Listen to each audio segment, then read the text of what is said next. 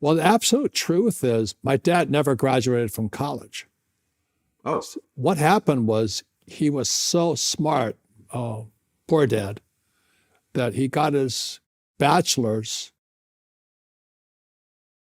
in 2 years. They gave it to him because he was so far ahead of the thing. And then he went. He became a professor at Arizona. I mean, at not Arizona State, but University of Hawaii. And so I grew up in kind of the professor type role. And then he went to Stanford, University of Chicago, Northwestern. But even then, he never got a degree. But they gave him an honorary PhD because he was so smart. And meanwhile, he had me as a son, and I was flunking out of school. So, as they say, the cobbler's kids has no shoes. In this case, superintendent of education sons had no brains.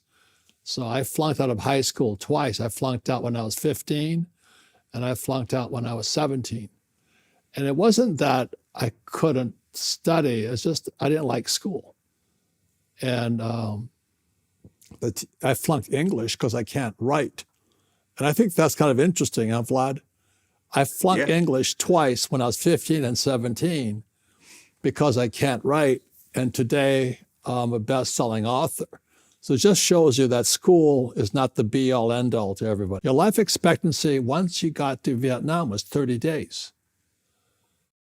And Vlad, it turned off most people.